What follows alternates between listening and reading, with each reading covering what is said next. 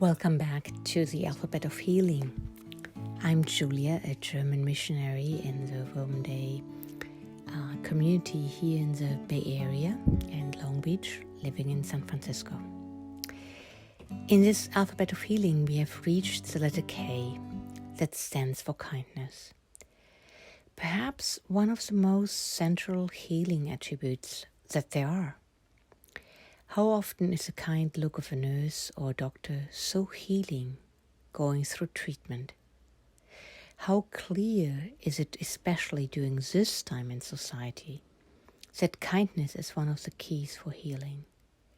During a global health crisis and in a world that at so many places sets its cards of survival on dividing societies, countries, and areas of the world. Dividing by skin color, social economic stance, religion, language or heritage, sowing hate, and actually ripping human cloth that binds us all, at its seams fracturing what is good, honest and clear. Being kind is like a small motor with quite an output, or as a miner's daughter, as I am, would say, it's a high-density, nearly smokeless egg coal instead of loose coal chunks. It is not an answer or solution for sickness, illness, or injustice, but it is the air we need to breathe while fighting cancer or racism. As John Lewis, a recently deceased U.S. representative from Georgia, repeatedly said, hate is too big of a burden to wear. Never give up, never give in, never be hostile.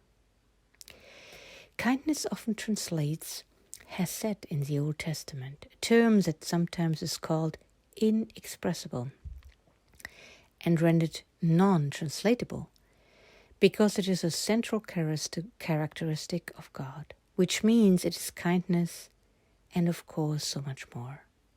However, it's important to see how kindness is one aspect of this multifaceted term that is used by many translators in a variety of contexts.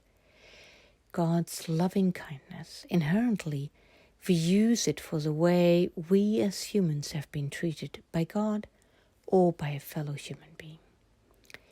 We can't use it for our own self-description. It's one of the small human resorts we only can attribute to another. If you don't want to annihilate the very meaning of word. Thank you for your kindness can never be, I'm so grateful for my own kindness, if it is not supposed to become obscene. The Beatitudes can be seen as such an invitation to kindness and compassion. Blessed are the kind ones, they will inherit the earth. And I think that's not a small promise by Jesus. This promise is perhaps one of the main reasons why I think that kindness is one of the most important and central aspects on our human journey of healing. Inheriting the earth, as the Beatitudes say. Too often, I think, kindness though seems to be equated with being nice or being weak, smiling along. However, isn't it showing the importance of kindness that in the obituaries from around the country, even internationally, the most distinct characterization of John Lewis was kindness and compassion.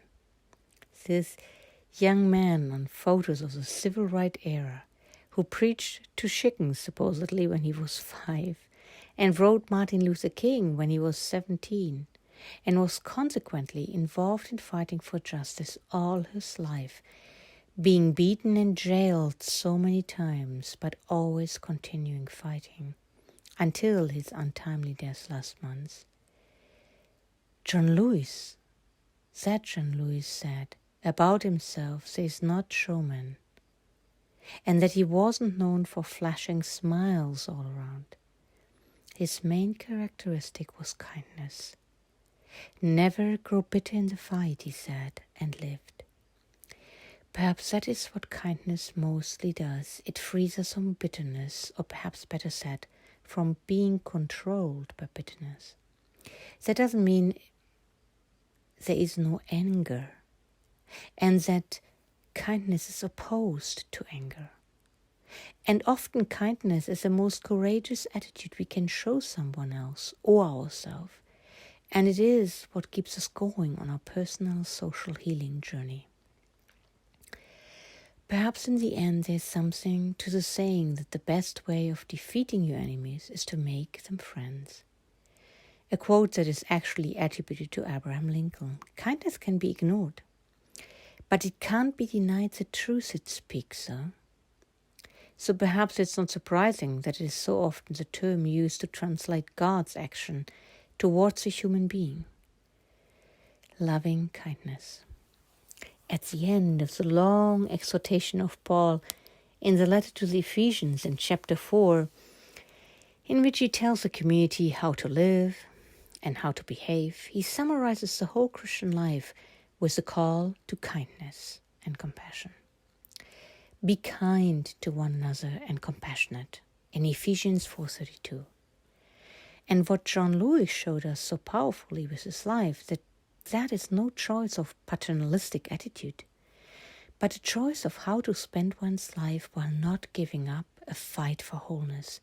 The fight for wholeness in soul, mind, and body of the individual person, and the fight for a society in which all souls, mind, and bodies have access to that wholeness. Perhaps it's an overstatement, but I would like to risk it today. I believe without kindness we will not be able to move on, not in our individual lives and not in our social lives.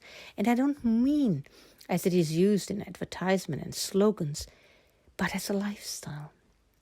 Especially because kindness is not only about our way of behaving and articulating our steady, kind, gentle, and compassionate treating of ourselves and others, even if nothing ever comes back in return, but it is also about learning to perceive kindness in all of our surroundings.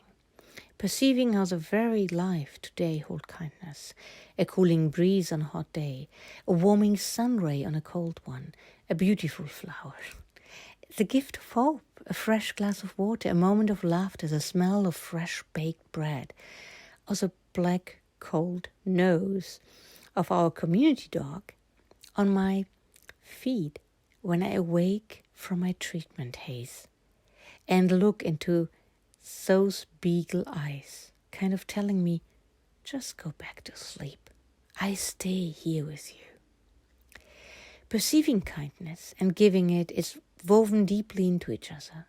However, we can't demand it from victims and fellow sufferers. We only can become it ourselves and wait while we continue our journey of healing. A poem, which is really a prayer, has accompanied me in these months, struggling with so much that we need to change, and where we are already aware that such a long journey is ahead of us. It's a prayer by John Henry Newman. He wrote it after he had 3 setbacks that lasted months, actually, to journey back home to his native England. First, he was stranded in Rome because he got severely ill, then in Palermo because there was no ship that could take him, and then the third time in the Straits of Marseille because a storm kept him from sailing on. And in that third instance, he broke down and wrote down a prayer to God. And I would like to read you some lines for the end to this reflection. So John Henry Newman writes, lead kindly light amidst encircling gloom. Lead thou me on. The night is dark, and I am far from home. Lead thou me on. Keep thou my feet, I do not ask to see. The distance seen one step enough for me. I was never ever thus, nor prayed that thou should lead me on. I love to choose and see my path, but now lead thou me on. So long thy power has blessed me, sure it still will lead me on, over moor and fen, over crag and torrent, till the night is gone. Lead kindly light amidst encircling gloom. Lead thou me on, the night is dark, and I am far from home.